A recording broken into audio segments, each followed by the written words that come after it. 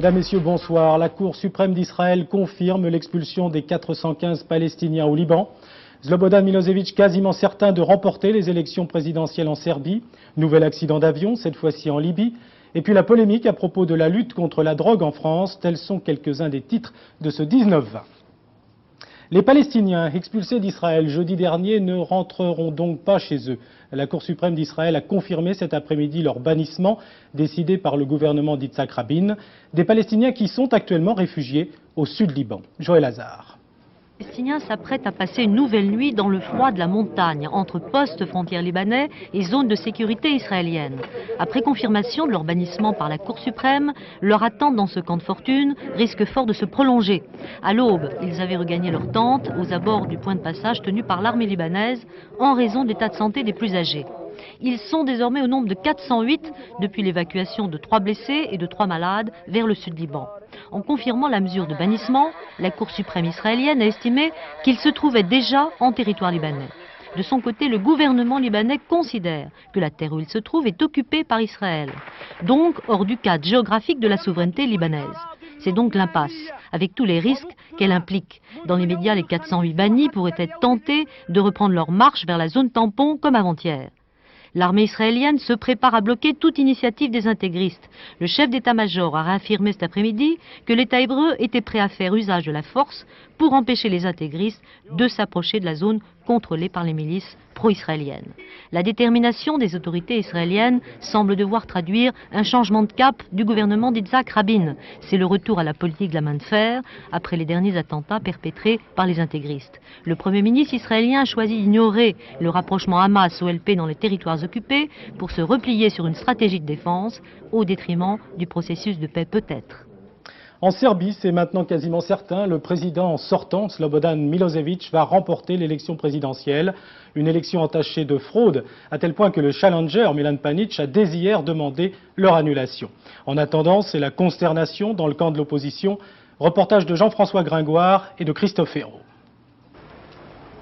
Ces deux hommes font partie de ceux pour qui un changement radical en Serbie est une question de survie. Miljenko Dereta et Alexander Kotchai sont les concepteurs de la campagne télé de Milan Panic. Une campagne réduite, censurée par la télévision de Belgrade.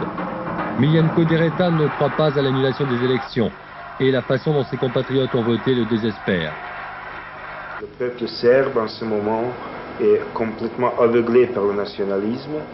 Cette fois-ci, ils avaient vraiment la possibilité de changer quelque chose. Ils ne l'ont pas fait. Et ils vont, je crois, sentir les conséquences pour la première fois de leur vote.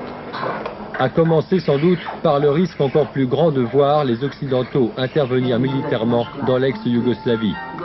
On ne peut pas faire des atrocités sans être puni. Et comme l'opposition n'a pas réussi à punir celui qui a fait ces atrocités, je crois que c'est à quelqu'un d'autre de le faire. Autre déçu des élections, les étudiants. Ils ne croyaient vraiment pas à une victoire de Milosevic dès le premier tour.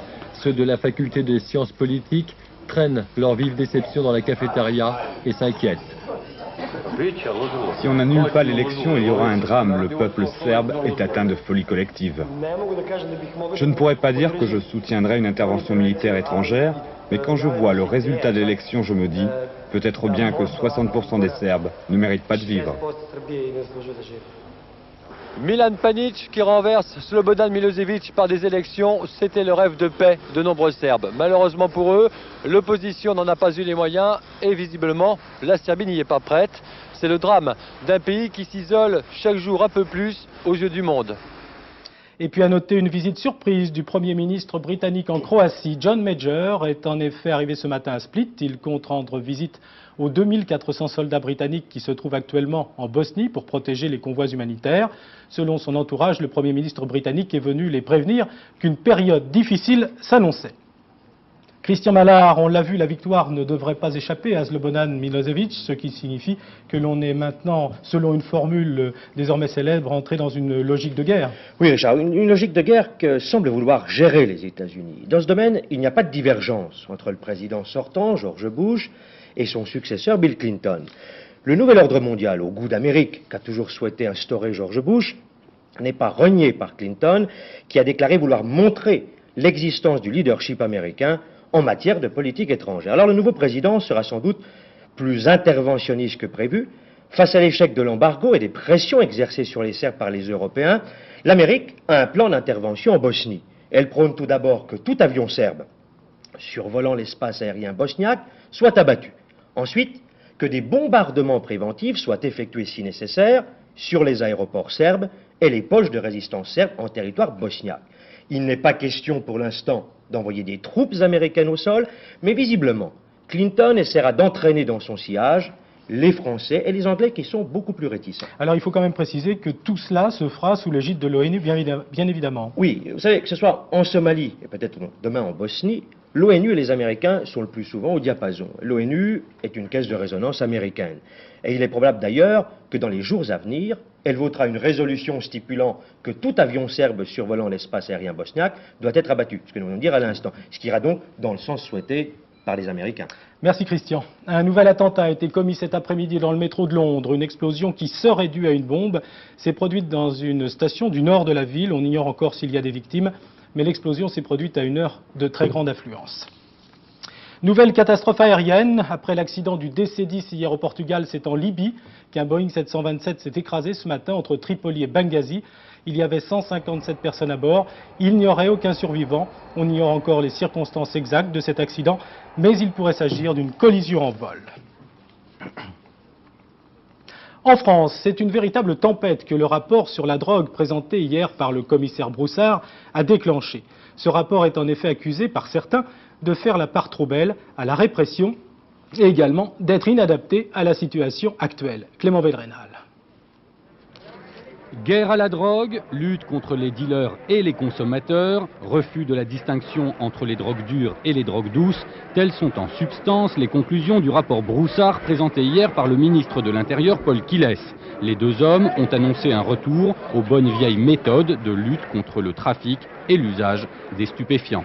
Sur le terrain, c'est donc le retour au tout répressif, une politique totalement à l'opposé de celle prônée il y a moins d'un mois par le ministre de la Santé Bernard Kouchner, qui avait annoncé une plus large distribution des seringues et des produits de substitution. En matière de communication gouvernementale, cela s'appelle de la cacophonie, reste l'avis des médecins. L'annonce du plan Quilès-Broussard ne soulève pas l'enthousiasme. C'est une méconnaissance totale du problème de la toxicomanie, de ses rapports avec le sida et des problèmes de société. Je crois que M. Broussard et son ministre de tutelle retardent un siècle. Il nous propose le programme que Ronald Reagan a proposé aux États-Unis et qui a complètement échoué, le tout répressif. Entre l'option Kouchner et l'option Broussard, difficile de savoir quelle sera la ligne d'action du gouvernement en matière de lutte antidrogue. À noter que Georgina Dufoy, présidente de la délégation générale à la lutte contre la toxicomanie, est chargée à ce titre de coordonner l'action gouvernementale. Georgina Dufoy a estimé qu'il n'y avait pas de contradiction fondamentale entre les deux politiques. À Béziers, 48 heures après la mort d'un jeune maghrébin au cours d'un contrôle de police, la situation est redevenue calme dans la ville. Le CRS, auteur du coup de feu, a été inculpé aujourd'hui pour homicide involontaire. Philippe Denis. Béziers reste sous tension, mais les jeunes beurs n'ont provoqué aucun incident depuis hier. Le quadrillage de la ville par des CRS et des gendarmes mobiles a sans doute été dissuasif la nuit dernière, d'autant que ces authentiques forces de l'ordre étaient épaulées par des groupes de commerçants armés de bâtons.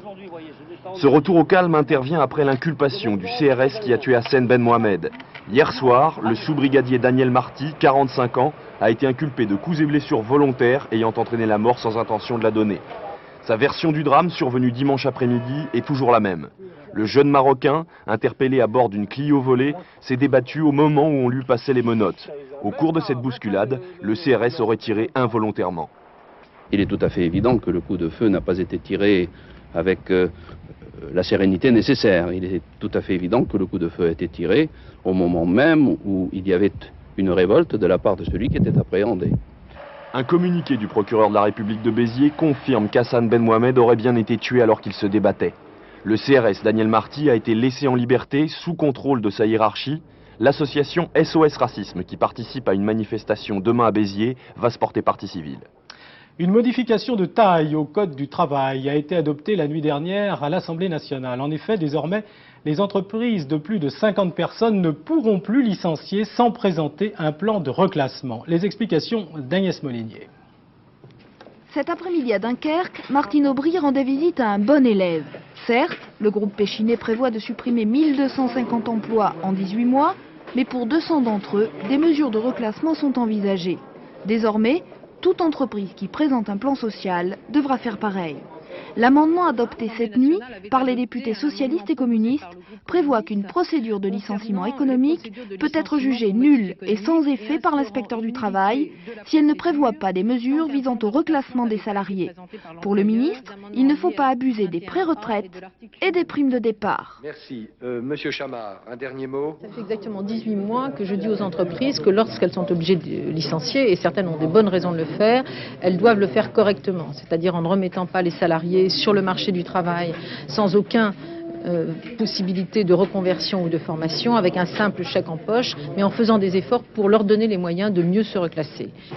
Pour les dirigeants du CNPF, l'organisation patronale, la mesure votée cette nuit est une façon de rétablir l'autorisation administrative de licenciement supprimée en 86.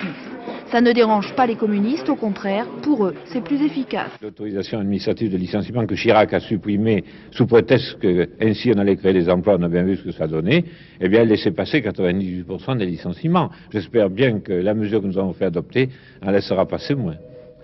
Quelles conséquences aura cette mesure sur l'emploi? Difficile à dire. Les entreprises françaises ont de plus en plus recours aux licenciements économiques. Cette année, ils ont augmenté de 12%. Une mauvaise nouvelle économique qui concerne le monde entier. En effet, selon le FMI, le Fonds monétaire international, la croissance en 1993 ne sera pas supérieure à 3%, comme il l'avait prévu, mais simplement de 2,3%. Philippe Visserias. Il va falloir s'y habituer, même le modèle japonais traverse une crise durable. La consommation nippone ralentit, la production aussi, et la croissance sera plus faible que prévu. C'est le premier constat du Fonds monétaire international. Il envisage maintenant à peine plus de 2% de croissance au Japon, contre presque 4% il y a quelques mois. Pour la communauté européenne, la situation est dramatique. La tempête monétaire de cet automne a laissé des traces. Aujourd'hui, le FMI n'annonce qu'un petit % de croissance. L'Allemagne pourrait même entrer en récession. La forte consommation de l'Est ne rattrape pas le ralentissement de l'activité à l'Ouest. Et la France, nous sommes touchés, comme tous nos partenaires. Même si, avec 1,5% de croissance, nous limitons les dégâts. Mais il faudrait tripler ce chiffre pour enrayer le chômage. Le problème, c'est qu'effectivement, dans des économies développées comme les nôtres en Europe actuellement, on ne sait pas faire diminuer le chômage et que ces rythmes de croissance de 2% auxquels finalement il va falloir s'habituer probablement, sont des rythmes qui sont incompatibles avec une réduction du chômage. Dans l'ensemble, la croissance mondiale ne dépassera pas 2,3% l'an prochain. Dans cette grisaille percent deux rayons de soleil. Le premier vient des États-Unis où l'activité économique devrait augmenter. D'autre part, pour la première fois depuis 1988 dans les pays d'Europe de l'Est, sauf la CEI, la croissance devrait être positive. Aider les enfants étrangers malades hospitalisés à Paris, c'est l'objectif de Médecins du Monde qui a mis au point un système de parrainage. Les familles qui souhaitent parrainer un de ces enfants doivent consacrer beaucoup de temps et c'est sûrement le seul moyen de leur redonner courage et confiance. C'est une action d'autant plus généreuse qu'il faut le savoir, un jour, ces enfants guéris repartiront dans leur pays. Reportage de Nathalie Darigrand et Joseph Tual. Depuis un mois et demi, Odile et Hubert passent leur fin d'après-midi ensemble. Odile est la marraine d'Hubert, une des 150 marraines de Médecins du Monde qui s'occupent d'enfants étrangers hospitalisés à Paris. Moi, je crois que c'est toi qui triches. Hein? Tu triches. Si. Elle m'amène les jeux pour jouer. Beaucoup de jeux. Avec Hubert, j'ai commencé à lui parler de son pays en essayant de communiquer sur ce qui le touchait le plus. Et puis je crois que ça a marché, quoi. Puis il avait très envie que quelqu'un s'occupe de lui ici en plus, donc lui aussi était demandeur. Hubert vient du Gabon. Il a été opéré ici d'une malformation cardiaque. Sa famille n'a pu l'accompagner. D'où l'importance d'Odile, présente dès le premier jour de son hospitalisation. Cette mère de famille avait du temps disponible. Elle l'a consacré à ce petit garçon. Elle était là avant et après l'intervention. Aujourd'hui, Hubert va bien. Il a été bien soigné et bien entouré. Et Odile, elle représente quoi pour toi? Comme ma mère. Il faut qu'elle crée un relais qui est très important avec l'enfant au moment des opérations et des transferts d'hôpitaux. et nous leur demandons de rester en contact avec la famille de l'enfant. À Relais, les marraines comme Odile savent qu'elles ne seront en fait qu'une parenthèse dans la vie de ces enfants, car une fois guéris, ils repartent chez eux, dans leur famille.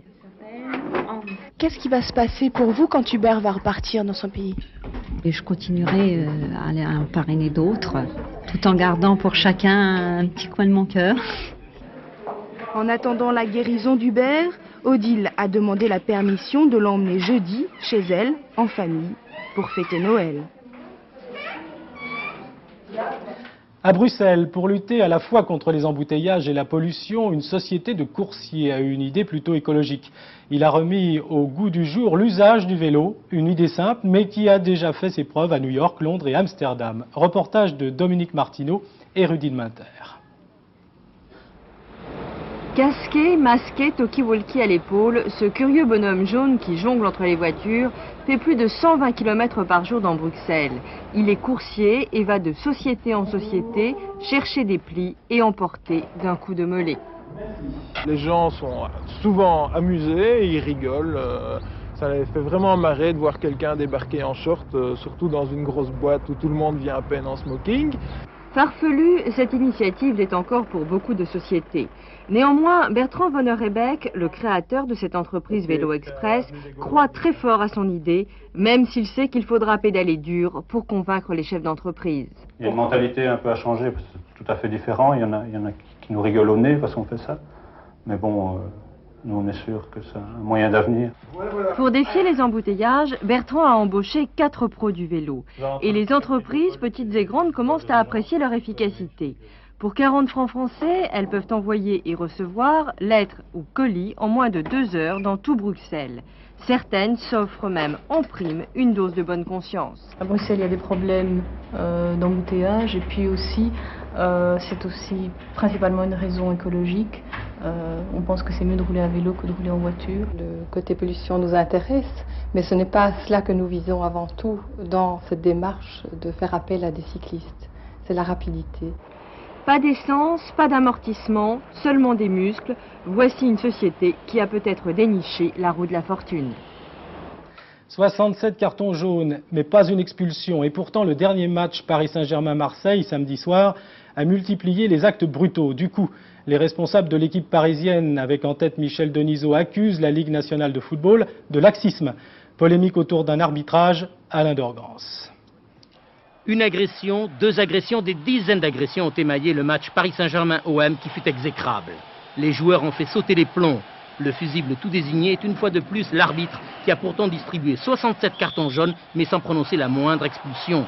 Son arbitrage fut accusé de laxisme. Est-il le premier fautif ou est-ce qu'il n'est pas victime d'un environnement et de toutes sortes de manipulations intellectuelles, j'allais dire, par des déclarations intempestives et incontrôlées qui pourrissent l'environnement d'un match? Et là aussi, nous, ça fait des années qu'on tient ce langage pour dire, par pitié, protégez-nous, protégez nos arbitres, et puis ensuite, on protégera le jeu et les joueurs.